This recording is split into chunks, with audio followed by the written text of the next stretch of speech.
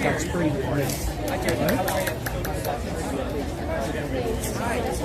Yes, we've met briefly a few times. Nice to meet you again. Yeah, when it was presented to us. I saw it happen.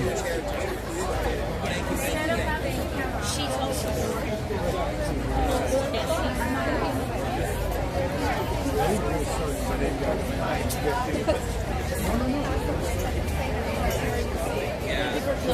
Hello. This is, I don't see. Hi. I am speechless. I got it. For what? You got, what you have here is there's two, what's it, Chabad and you've got, so you got the conservative temple and the farm temple and two Chabad. Just so you know what you got. She's been to Passover several times. Passover's fun. You know, other people come there, they see how we do stuff. Not all the food's that great, but it's fun. The drinking wine part, it works. The drinking wine. Raisin, walnut, stuff. Yeah. Very good. Yes.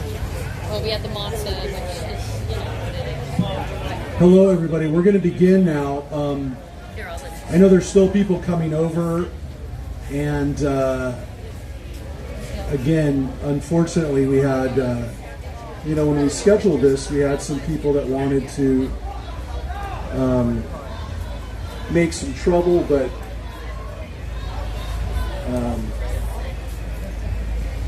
so we're going to begin now, and hopefully everyone can hear us.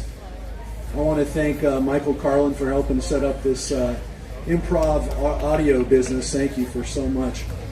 We have some people who we want to introduce, some people who've come out today, and we have a city council meeting here tonight. This was not scheduled because of the city council meeting. We scheduled it tonight because there are Jewish communities that have organized rallies and acts of support around the country today. There was one just down the road in Los Angeles from 2 to 4, and we have some people even coming out who are at both. And these rallies are bringing together people from around the country, around the community. Every synagogue is here today. Every synagogue is represented. We put this together with Congregation Beth Shalom and Chabad. Sunday evening, as soon as the Hag was over, we put this together. And we have so many people from the community that are here as well that are showing their support. People who are from all different backgrounds.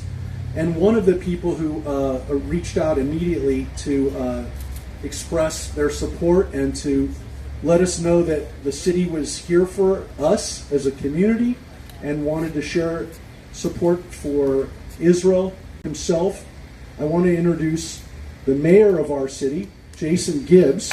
He has to go in and start the city council meeting. So, Mayor Jason Gibbs, and I can tell you from before he was even on the council, he was advocating for Israel and doing what he can. So, Mayor? Thank you. Thank you all for being here. I also want to recognize my fellow council member, Marcia McLean, who is with us here today as well. Marcia. So I will keep my comments brief. I simply want to share my love and support and prayers with all of you tonight. This has not been an easy few days. It has been, quite frankly, it's been very heart-wrenching and gut-wrenching to watch what is happening. And our purpose for being here with you today is not just because we have a council meeting, but it's to share that we are thinking about you, about your families and your loved ones. We are thinking about this difficult time that we are watching people experience in this world. And our simple hope is for prayer and for peace and for understanding and moving forward as a community. So we want you to know we are happy to have you here. We're proud that you're here. And we support you and we love you. Thank you very much.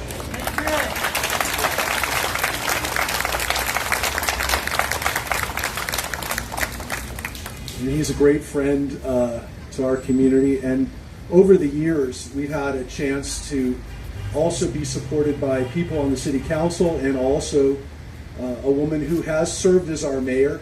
And one of the first messages of support that we got today, especially as we saw that there were going to be some people who with hateful intent coming out today, that she expressed her solidarity. And I want to introduce previously mayor, because she's been mayor a few times, and current city councilwoman and great friend Marcia McLean.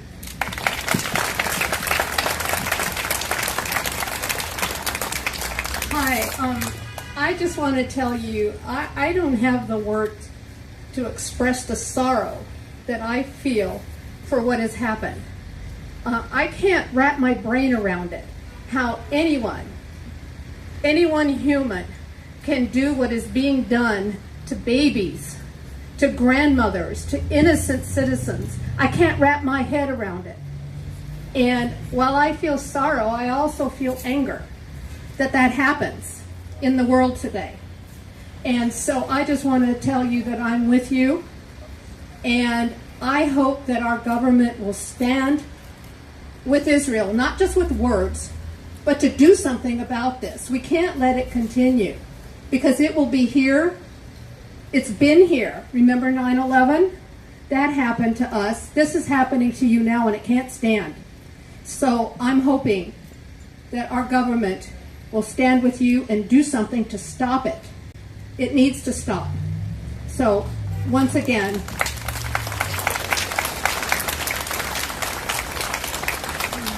I just want to tell you, I'm so very sorrowful over what has happened, and I hope it will stop soon. Thank you.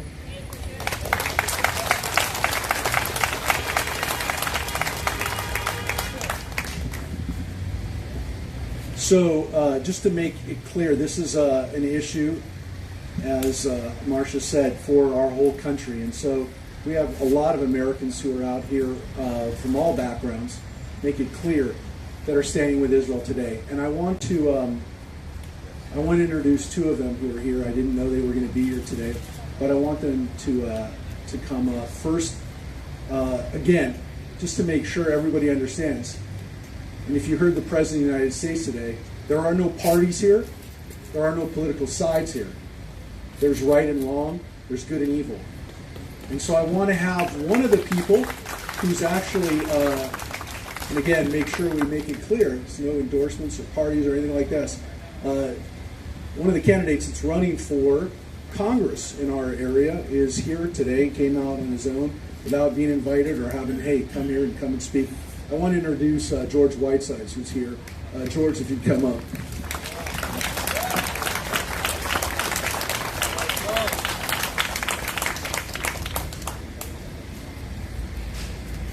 Hello, everyone.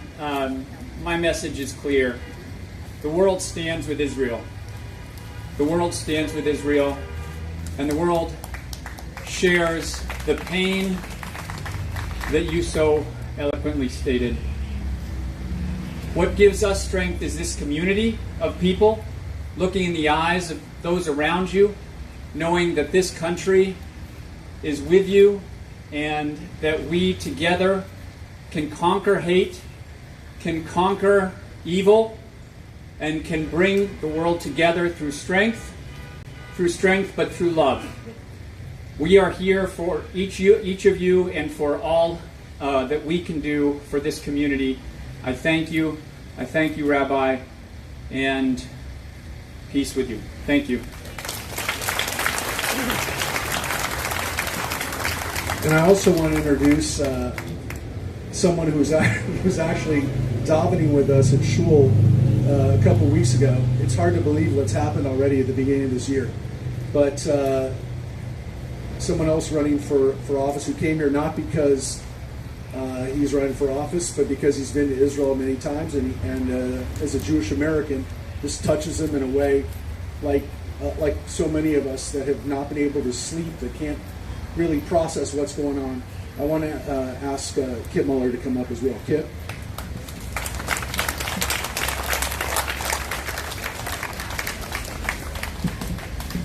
Thank you, Rabbi, and thank you everyone for being here. I know there's some people from the Jewish community like I am here who have friends and family in Israel right now. If you can raise your hand if you have friends or family who are in Israel and look around. This is touching us here, right here at home. And I told my friends and family in Israel that I would take photos of this and that they would see it. And they would know that we unquestionably stand right beside them and with them here in Santa Clarita. Because we do. And when they look at those photos, they're not going to see which ones of you are Democrats and who's a Republican and who's an independent. They're going to see us all together as proud Americans here standing beside Israel. And I will share those photos with them, and I will say in advance that they thank you for being here today, and I thank you for being here today. Thank you all.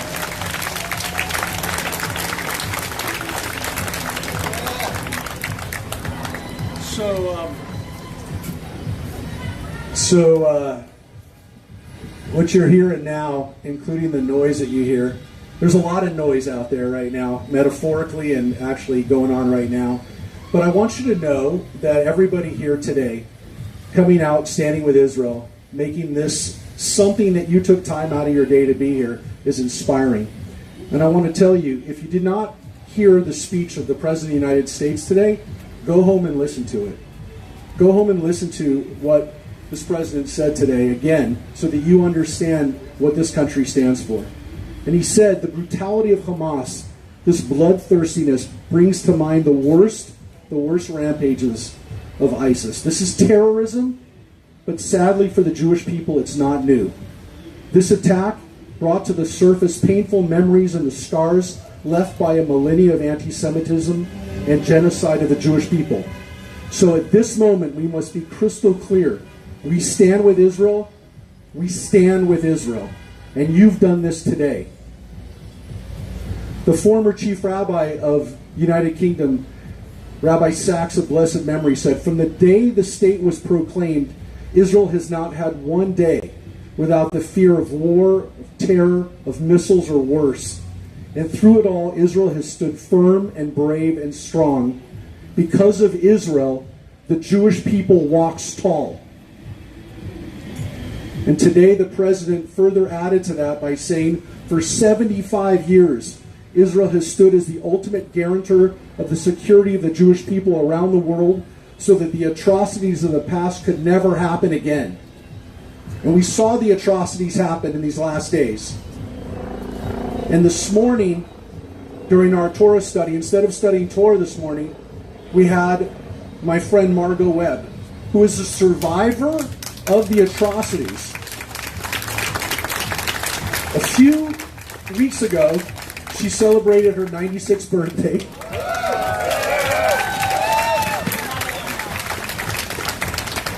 Well, she said it today, so I'm not embarrassing her. But I told Margot, I said, the words that she said today.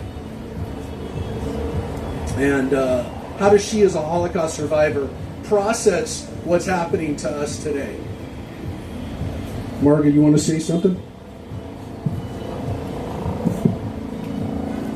I feel like I'm living through the second Holocaust.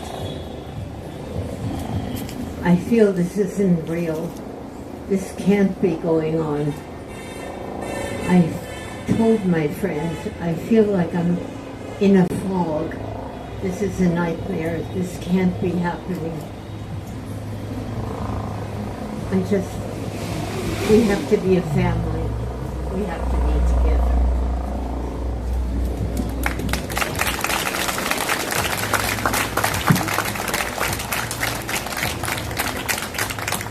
And again, as you've heard here from the leaders in our community here, and as Biden said today, let there be no doubt that the United States stands with Israel, has Israel's back.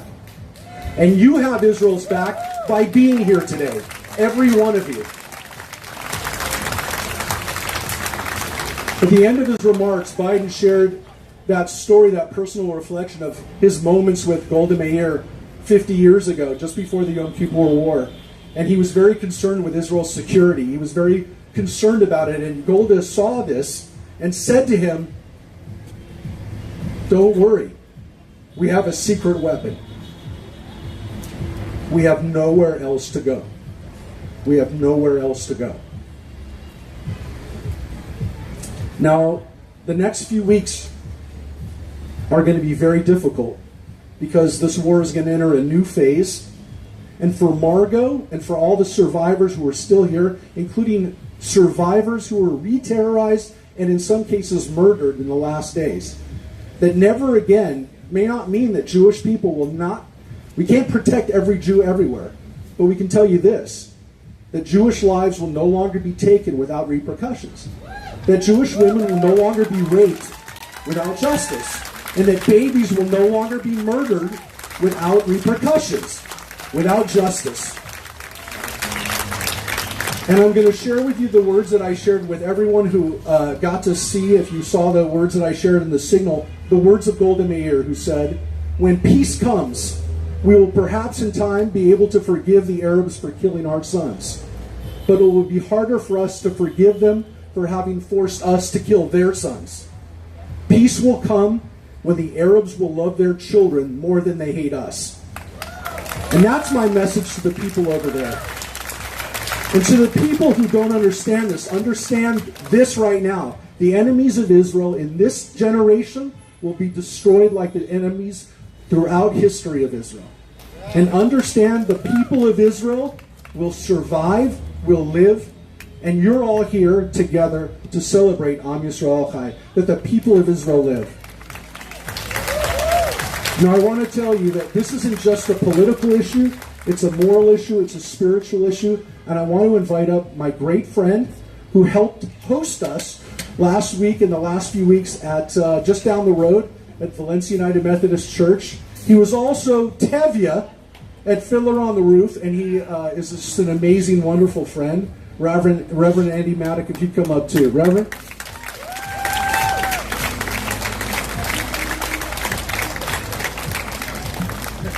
Thank you, Rabbi. I'm humbled by that. Like Marcia, I don't know that they're the right words to say. I've often believed in the idea that there are some things in life where you can't find the right words to make sentences and sentences to make paragraphs to somehow talk yourself and convince yourself that things are okay. And this is just such a season in our lives together. But a word I take a lot of hope in is the word compassion, whose history literally means to suffer with. And that sense of never standing alone, never suffering alone, it can be very difficult in the midst of pain when we feel like our cries are unheard and our hearts are untended to. So as just a small part of a devoted Christian clergy and community here in this valley, we stand with you. Our hopes are with you. Our prayers are with you and with the people of Israel in the midst of this time. Since you mentioned Tevye, I reread Shalom Aleichem's If I Were a Rothschild, which is the chapter that's the basis for If I Were a Rich Man. And when he talks about what he'd do with his wealth, it ends with this idea. He said, if I was rich, I would end all war. Because whether it's territories or religions, what it's really about is money. And so if I gave them $1 billion, if I gave them $1 billion, if I gave them $1 billion, we would all stop fighting together. I don't know that that philosophy is fully manifest or fully realized, but it's a beautiful hope from a brother of mine. I long for a day where peace comes alongside our deep struggle together. God be with you, and thank you for today.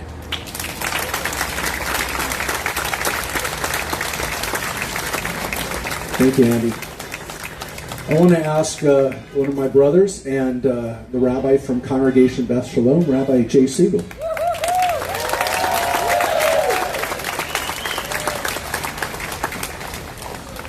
Thank you all for coming out. It happened again. It happened again that I saw pictures and videos of Jews being slaughtered in fields. It happened again that I saw pictures of Jewish people in rooms piled up, and they couldn't escape. And I saw again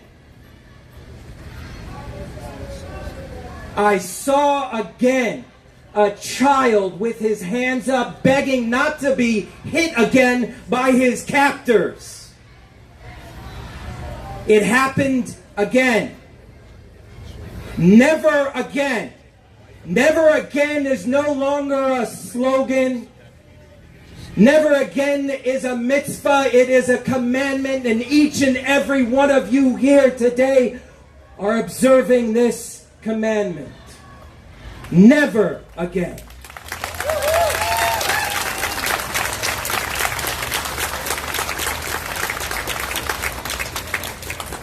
At the end of every book that we read in our Torah, we say together, Chazak, Chazak, V'nit Chazek. We are strong because we are together. We are strong because we stand here today, not because we're louder than them, but because we are here simply because we are here. Chazak, Chazak, V'nit Chazek. We are stronger together is something I ask you to say this week as we begin reading our Torah again. Because we are a people that don't always look at the ending, but we look at the beginning, where we will start again. We are a people of hope. Hope. That is why our anthem is Hatikva, the hope. The hope that we can live in freedom, without aggression, without violence, without it happening again. Is that too much to ask? The help that we ask for is very simple. That you say yes where you can. Yes to decency. Yes to kindness. Yes to Israel. And yes to the United States of America and her support of our homeland, Eretz Yisrael.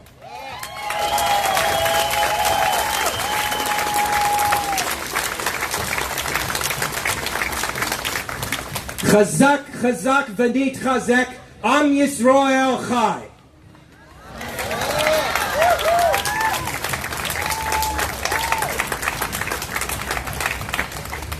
So at this moment where we're bringing together the community, bringing together people of all backgrounds, this was, again, so simple to do because we have a city that cares for us and understands the dimensions of what's going on right now. So I want to ask for our not last but not least, because again, a true great friend who I've had a chance to be with, whose family is also, like many of us, in Israel in different places, in serving in the military, or again being called to service right now. Rabbi Choni Marazov. I want to say one thing about Jay and what happened at Beth Shalom. They were supposed to be in Israel in a couple of weeks.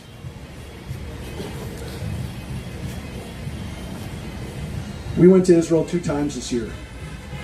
Every one of us has to go to Israel, has to walk through the land. You're going to make that trip up. You're going to go. And if you go with Beth Shalom or you go with another tour group, you have to go to Israel. You have to understand it. We have so many people, I'm looking around, who were on our trips in February and in June this last year, including, by the way, over a dozen Christians from Santa Clarita who came with us in this last year as well. So thank you to all of you who've been to Israel, who've supported Israel, who've been there and seen it with your own eyes. Rabbi Maraza.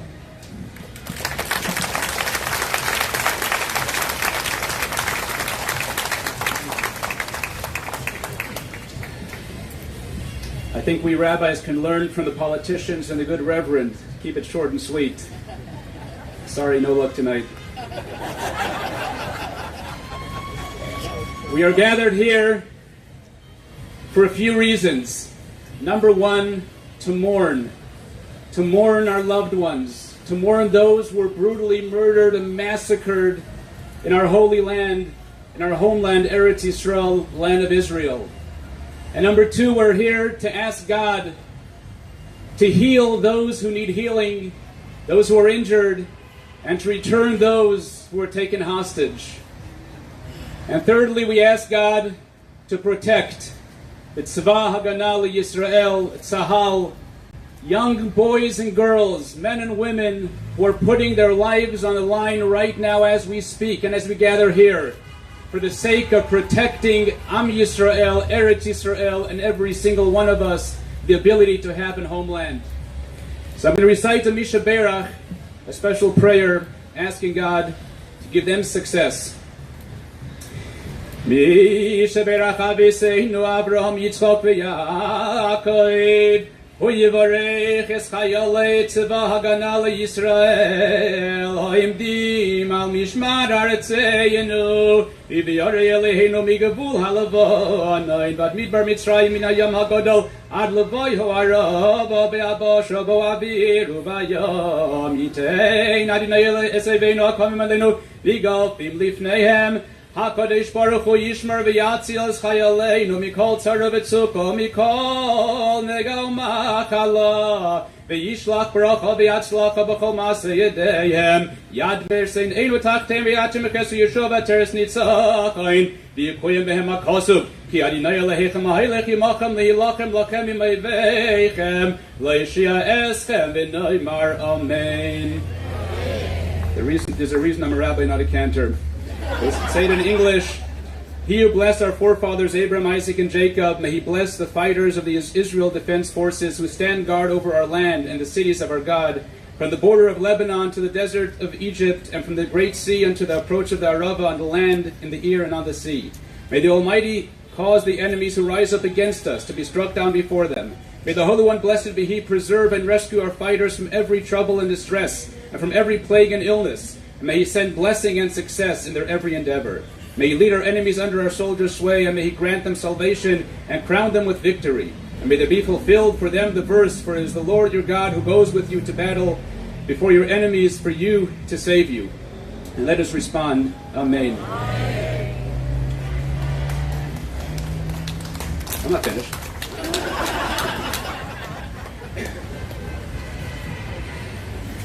I want to share with you a story that I read recently. It was written by an Israeli with a very interesting profession, a mission. His name is Aryeh Eldad. You know, while American high schoolers in the last year of high school, they're worried about where they're going for college, Israeli high schoolers are thinking about entering the army and putting their life on the line for their people. And some have a hard time with it. So Aryeh Eldad, he takes them around and inspires in them and invokes in them the love of the land of Israel. He takes them to different cemeteries where soldiers were buried. And he takes them to a portion from the 1948, the War of Independence. And there's one tombstone that says Almoini, which means anonymous. And he tells them the story that here is a young man who survived the Holocaust. He was in concentration camps and DP camps, and finally he made it to the Holy Land. He was given a gun and told to defend Israel. And he was killed together with his whole group. They didn't know his name. They didn't know where he came from. So they buried him without family, without even a name. He writes a couple months later, he gets a call from some of these students, and they say, Aryeh, we found Almoni's family. We found the fallen soldier's family, and we're going tomorrow to say Kaddish with the family. And Aryeh says, it's impossible. For decades, nobody knew who he was. How is it possible? And they said, trust me, we found the family. If you want to come, we're saying Kaddish tomorrow. And tomorrow, he writes, he went to the cemetery, and there are the students, and he asks them, Nu eifo mishpacha, where's the family? And they all responded in unison, we are his family. Anachtu mishpacha shel. The last few days, we lost 1,000 family members, brothers, sisters, mothers, children, babies, grandparents. These are our brothers and sisters, and it hurts. It's extremely painful. And to add salt to the wound, there are some around the world who can't find it within them the strength to blame those who attacked us.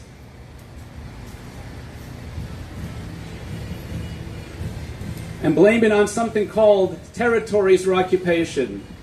Let me share something with you. In 1929, the Hebron massacre, there were no occupation. 1948, there were no settlements. They killed us simply because they hate the Jewish people. They hate the Jewish people who are in Israel, and they hate the Jewish people who are in Santa Clarita. They say it clearly. If you listen to the Hamas leaders, they say we will not stop until we conquer from sea to sea, and then we will go after America. This is not about territory. This is about the Jewish people having one land, the size of New Jersey. This is about 0.2% of the human population. And the world cannot stand the fact that we have one sliver of land, and they want to take it away from us. Well, we stand here today to say, you ain't going to be successful. Because we, unlike 75, 80 years ago, we have Tzahal. We can defend ourselves. And we will defend ourselves with every fiber of our being.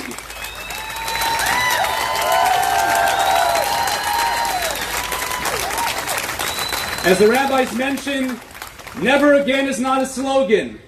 And Am Yisrael Chai is not a slogan. It's a fact.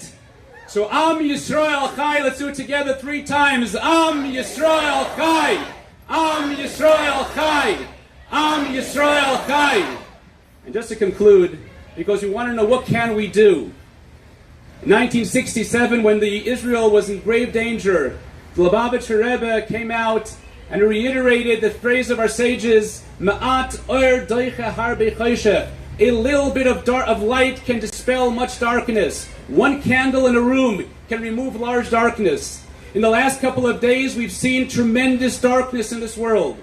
And our obligation is to add light to the world. Ner mitzvah v'torah or. How do we add light? By doing mitzvahs. Putting on tefillin. If you haven't put on tefillin yet, there's a stand right there you can put on tefillin. There's Shabbos candles for women. Friday night, light Shabbos candles before sunset. Make the blessing. Have your brothers and sisters in Israel in mind. Do a mitzvah. Give a little bit of charity. Doesn't matter to who. Just make it a daily observance to put a coin into charity. And like Rabbi Blazer said, make it your obligation to visit Israel. All 3 synagogues have a trip to Israel this year.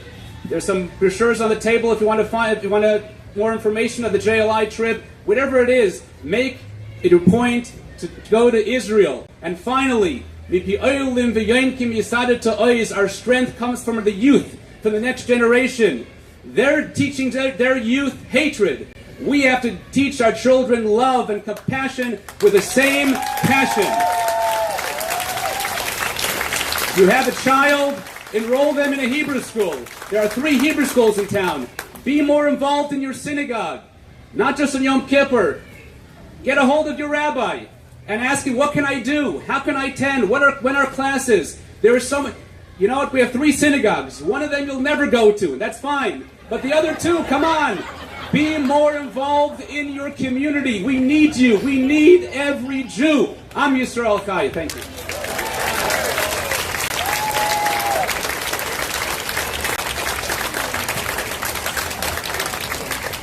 So we have some sheets out too about what to do next and where you can, some of the places you can donate to, and again, to connect everyone to our synagogues, to our community.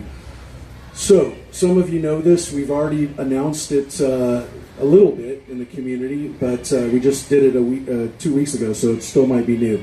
One of the next trips that's going from Santa Clarita to Israel is the next birthright trip that I'll be taking in June 24th.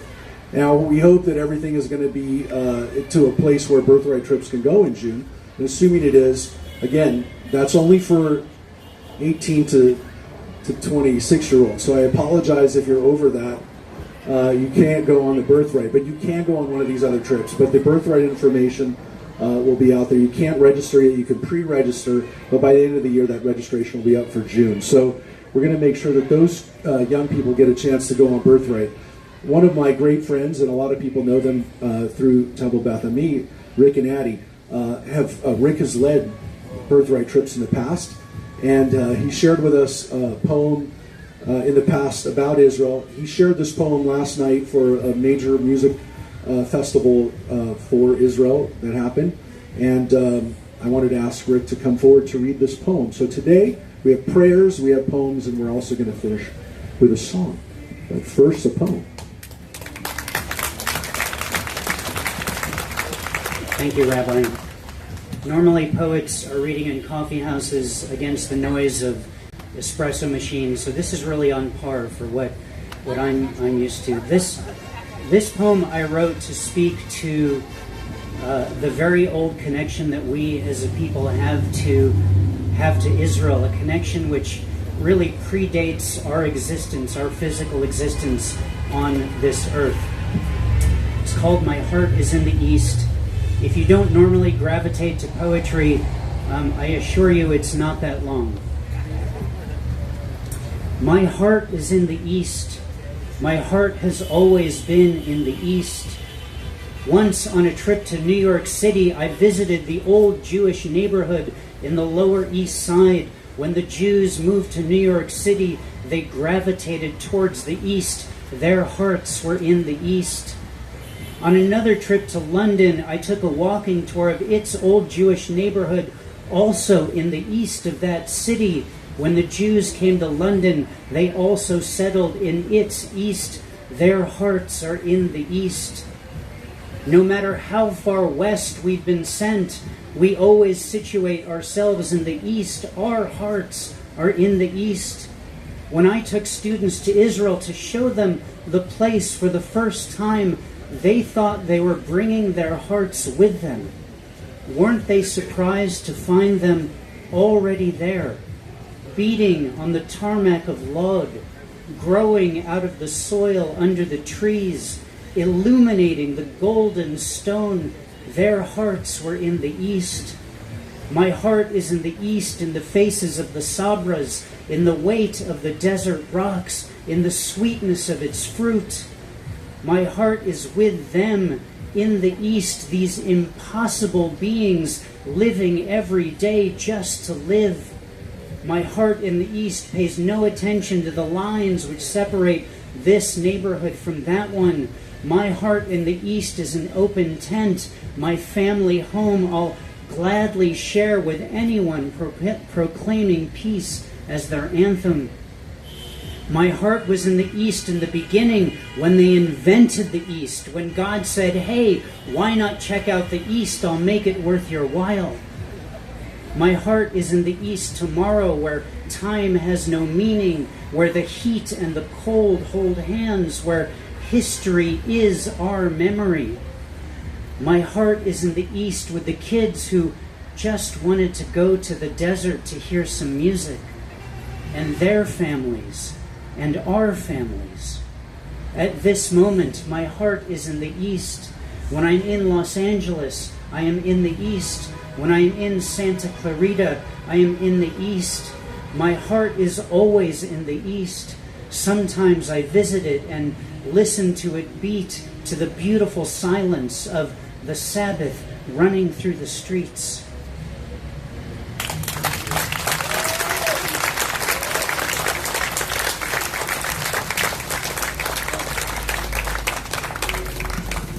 So, if we can get, I think our sound is off now, but it's okay, honey.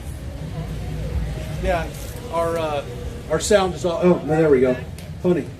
We're going to, as I said, we're going to finish with a song, and this is a song that we oftentimes conclude our services with.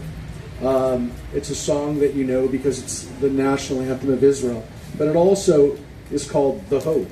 And today we have a hope that, again, we never have to have a rally like this before. Again, this, 2 years ago, we had a rally right here. When Israel was attacked with rockets, we had a rally right on these steps. We'd never want to have that again, and that's one of the hopes. So we're going to ask everyone to join us in We have one last thing we're going to do after Hatikva, so don't go anywhere. Some people ask whether whether we're going to have flags. If you were here for the rally that we had 2 years ago, we unfurled the flag, and we're going to do that again today and ask everyone to help us. It's a giant flag that my father, Phil Blazer, bought years ago for rallies, unfortunately, like this. And we're going to unfurl the flag, and then we're going to videotape it. We're going to take some video so that some other people can see it. Who other people are going to see it? I don't know, but CBS just called, and maybe you'll see it tonight on the news. The fact that you are all here today to stand with Israel. So let's stand with Israel, and let's stand with the national anthem of Israel.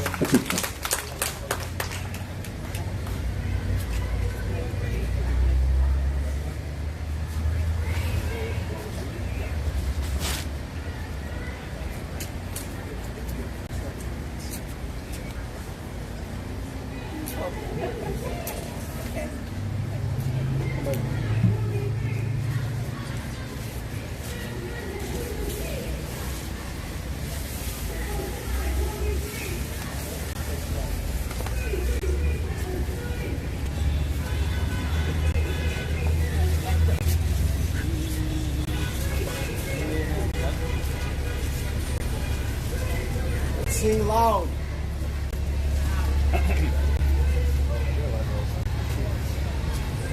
Loud.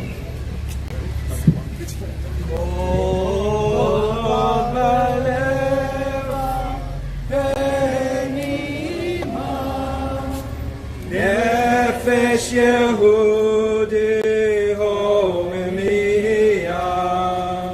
Ulfatei Mizrach Kadima Ayin Letzion Sophia Odo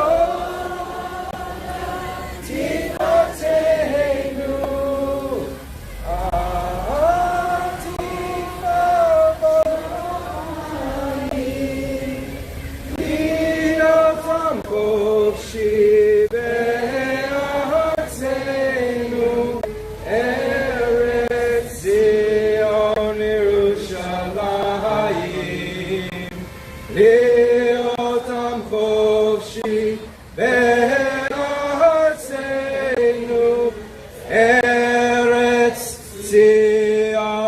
Yerushalayim.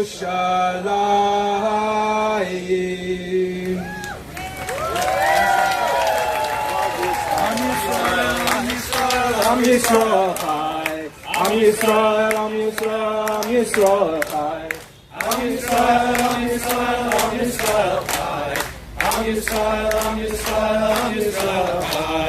Od Avinu Chai, Od Avinu Chai, Od Avinu, Od Avinu, Od Avinu Chai, Od Avinu Chai, Od Avinu Chai, Od Avinu, Od Avinu. Am Yisrael Chai, Am Yisrael Chai, Am Yisrael, Am Yisrael, Am Yisrael Chai, Od Avinu Chai, Od Avinu Chai, Od Avinu, Od Avinu Chai.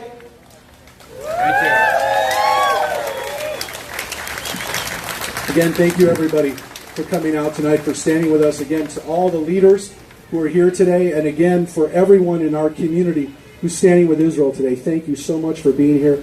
And again, we're going to go home in peace. We're going to ask everyone to, again, hopefully go home in peace. Don't be worried about what's happening right now, because, again, the show of strength, the show of solidarity here today says so much. So thank you, everyone, for being here. Am Yisrael Chai. Am Yisrael Chai.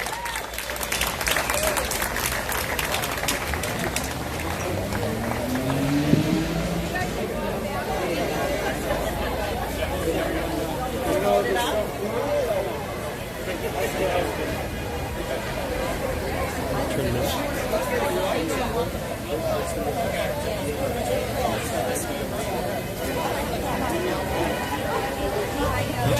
up.